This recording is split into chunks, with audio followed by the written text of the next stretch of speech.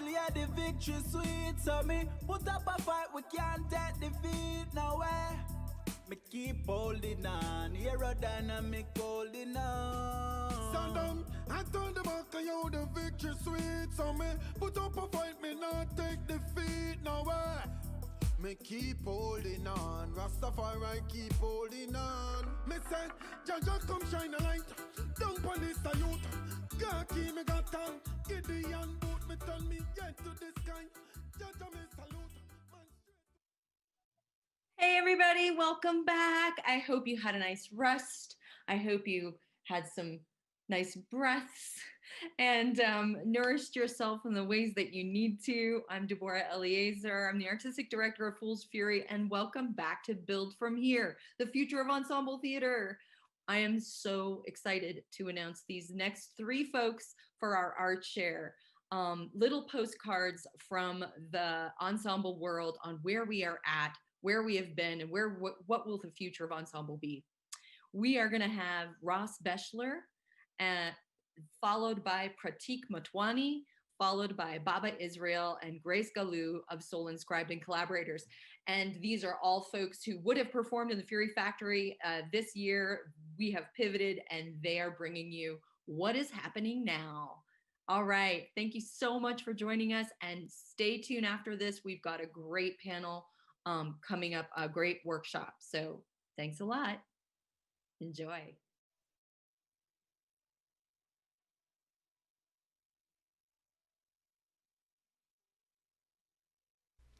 It started with a macabre fascination with Dead, the enigmatic lead singer of Norwegian black metal sensation Mayhem, and a fascination with extreme music in general. Of course, my version was a bit of a send-up, maybe even a clown, a way of deconstructing the toxic masculinity, the fear of death, the problematic white nationalism, the centering of the self, and maybe laughing at it and learning from it. But then a pandemic hit, and my solo show was really alone. And I've been thinking about how my dark, self-obsessed little clown would be affected by the world right now.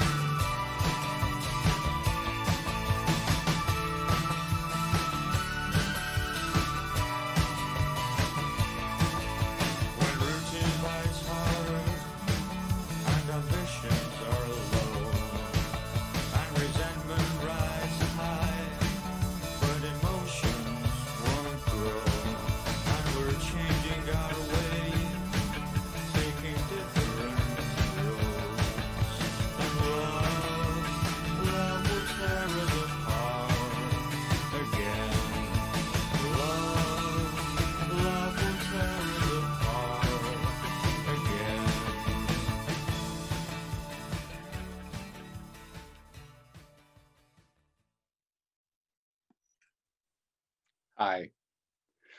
Boy, in finding the future of theater, of ensemble, of my work, I'm trying to um, accept the gifts that come with seeing the forms and the structures that I know break and change.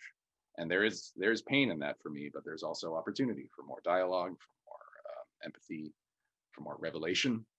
For this piece, I want to create more interaction with audiences in a way that isn't contained by the show structure that I know, but is liberated by the decentralization of the internet.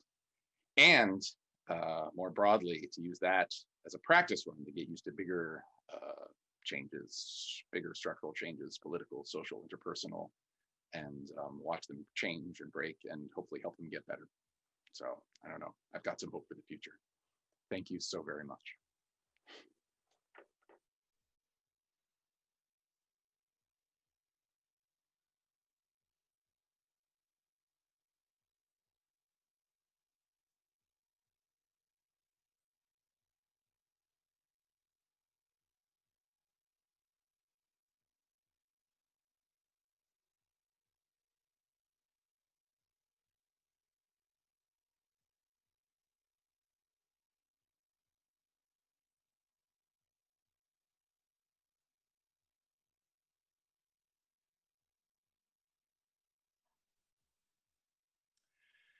Hi, everyone. My name is Pratik Motwani, and I'm an actor, theater maker, and theater educator originally from Mumbai, India.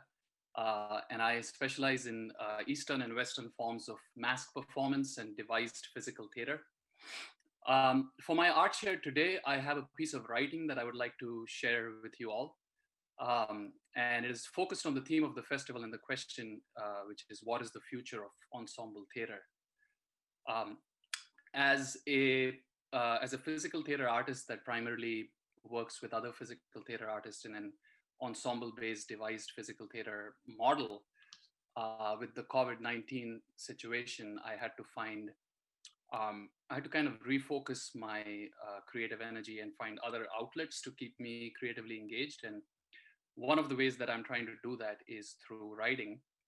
And I've developed a practice for myself, which I like to call guided word meditation, which basically means that I pick a word that I'm interested in, and then I try to find what it truly means. This has kind of been a time for me personally to refocus and redefine and reevaluate a lot of things that are related to my artistic practice. And also in terms of structures within which I operate. So it's been a exercise that helps me redefine or look at words again, and then eventually, as I start doing that, I usually start by looking up the definition of the word on Google, and then I come across other words which are defined by other words, which are defined by other words. So I start chasing this rabbit down the rabbit hole, trying to hold it and trying to redefine what certain words mean to me. So one of the words that this writing that I'm about to read out to you was inspired by is the term artistic value, or the term value. And then the other word that this writing is inspired from is the hammer, which is the symbol of, which is the logo of this festival, which I find to be a very fascinating logo, because it's not only, hammer is not only something that helps build something, but it's also something that deconstructs or breaks things apart. And sometimes it's important to deconstruct something before you reconstruct it, especially if the foundation of the thing is a problem or is rotten. So what I'm going to do is I'm going to read this writing out for you as part of my art share. It's kind of an unfinished piece of work. It's more in a manifesto kind of style, trying to address the question, what is the future of ensemble theater? But it is an insight into some of the rumblings that are happening inside me in these times. So here we go. What is a hammer? A hammer is something that grips well, is weighted accurately, and shaped intentionally to strike the nail. The craftsman making the hammer uses their artistic skill, craftsmanship, and knowledge of woodwork and metalwork to best design a form that can have optimum impact. However, a hammer, no matter how well crafted, if not in action, can at best be a passive shelf showpiece displayed in a glass box, appreciated from a distance and raved about for its elegance, its refined aesthetic exquisiteness, and perhaps even its immense, incredible potential. But a hammer in action, however shabbily put together, becomes an active agent of change, a kinetic force that makes an actual impact. If we know what nail we are striking, what stories we want to tell, what moralities we must reflect, the craft and artistry can then be honed towards building that hammer, the play, the artwork that strikes that nail in the most effective way possible. But more essential than the craft and the artistry is the will, for it is the will that lifts and swings the hammer. It is the will that transforms a passive shelf showpiece into an active agent of change. It is the will that makes the hammer a hammer. What stories do we want to tell in the world today? What point of views and voices shall we bring to the forefront? What purpose do we hope to serve through it? What impacts do we want to create? Which nails do we want to strike, and behind which hammer shall we place our will? I believe that what we are seeing in the world today as it relates to the theater is part of a bigger, wider conversation societally, environmentally, and politically around systems that have not only failed us, but blatantly exploited us. Systems that, if we, the human beings, have any interest in finding any alignment of ourselves with our humanity, have no option but to actively work to reform. I feel like finding that alignment both within ourselves and of ourselves within the systems we inhabit will take an emotional, spiritual, cultural, and perception shift, and a redefining of what is truly valuable. And I am afraid that we may not have enough time, environmentally speaking, to make that shift happen. Afraid that we may not have enough will to see it through all the way. Afraid of the cost it would cost to really make that shift happen. And that cost will be different for each one of us, depending on who has what kind of skin in the game. And whether we want it or not, whether we like it or not, whether we know it or not, we all have our skin in the game. Our skin has always been in the game since the time the game began. But what I am hopeful of is that I'm beginning to see with some clarity the crucial and vital role of the artist as a catalyst in making that shift happen. The Natya Shastra, an ancient Indian treatise on the performing arts, asserts that the primary goal of the artist is to transport the individual in the audience into another parallel reality, full of wonder, where they experience the essence of their consciousness and reflect on spiritual and moral questions. I believe that art is a vehicle through which we can reach this essence of consciousness, that foundational space where transformation occurs. And I believe that stories are uniquely powerful alchemical events that have long-lasting spell-casting effects capable of transforming entire cultures and entire value systems. What I am hopeful of is that I am beginning to see the shape of that art hammer that has the potential to make that foundational impact so as to begin to redefine and to rebuild. And it is not the exquisite ivory hammer that passively lives on some tall, high, glass, unreachable shelf labeled artistic excellence. Neither is it the hammer that was once used to build the pyramidical white canvas frame on which works of colorful art and artists were framed, measured, created, displayed, and sold. But instead, it is an active hammer, an agent of change with clear purpose that is easily accessible by all, that may be made from a stick and a stone, but has an unbending, unyielding, tenacious, and resolute will behind it. I believe that such a hammer, when gripped collectively, aimed precisely and struck determinedly, with each swing will have the power to at once shatter and create.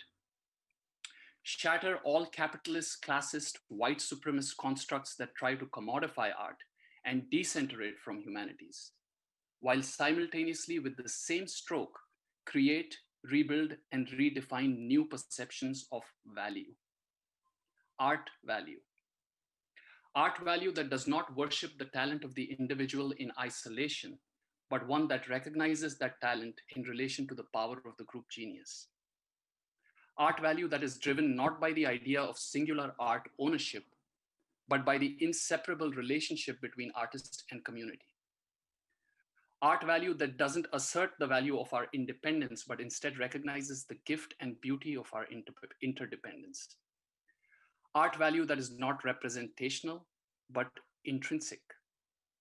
Art value that is not derived out of a commodity, but derived out of our rooted connection to land, culture, community, and the urgent need of our collective spiritual, natural, and human well-being. That is the hammer behind which I would like to place my will. That is the hammer with which I would like to make an impact. That is the hammer with which I hope to build the future of ensemble theater with you. So then, which nail shall we strike first? Thank you.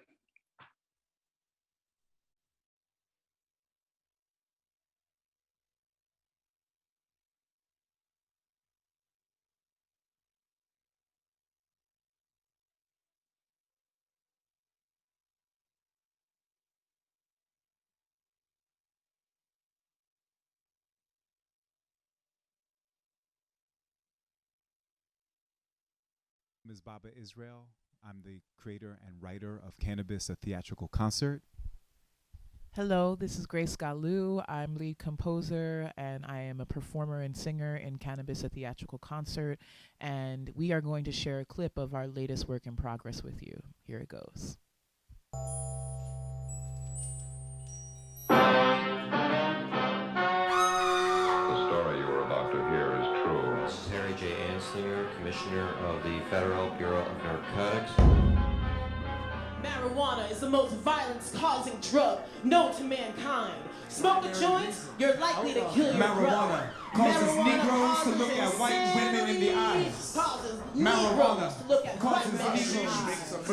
Smoke a joint. I wish I could show you what this one small marijuana cigarette does to our degenerate Spanish-speaking population. Smoking marijuana. Marijuana makes darkies think they can look white men in the eyes. Marijuana is taken by The musicians, most and violent I don't mean drug in the the history of mankind. I mean the jazz site. Degenerates.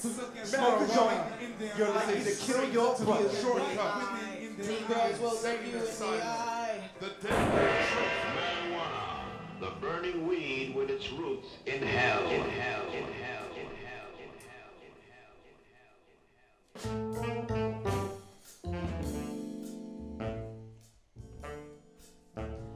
Anslinger is bold. His lies, they are told not by scientists or scholars, but propaganda's dollars. When I get low, oh, I get high.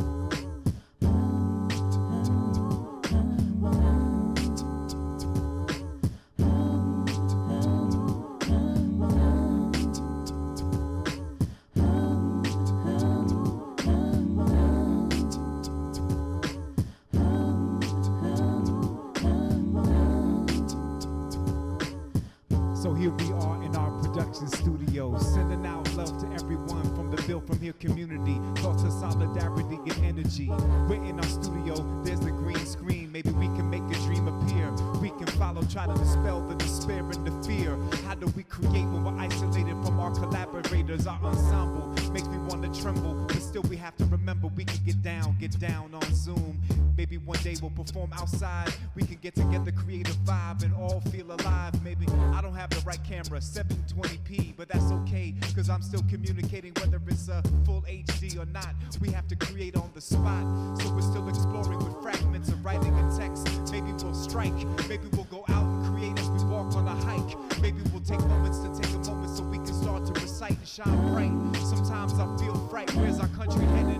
Where's our world headed? Sometimes it's hard to keep it steady as I start to grow. And that's the end of the freestyle flow, we won't stop the show.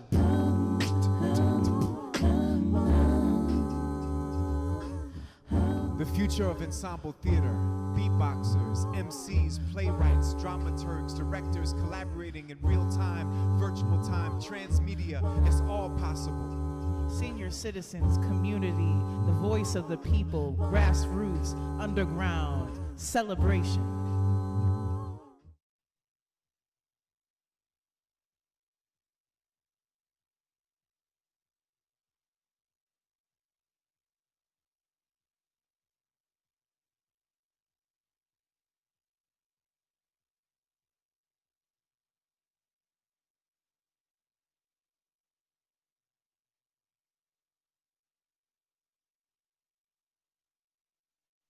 What? Oh my gosh, it's happening here, folks. Thank you so much for those art shares, which continue to just make my heart swell and my breath thicker and more alive. I am honored and I'm impressed, y'all.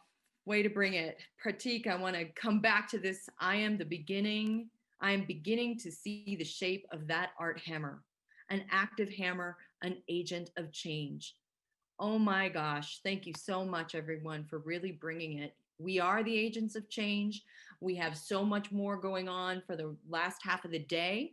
What's going to happen right now is those of us who are within the Hop-In registered network, we are going to jump on this other Zoom call, which you're going to see as a bit.ly link in the chat.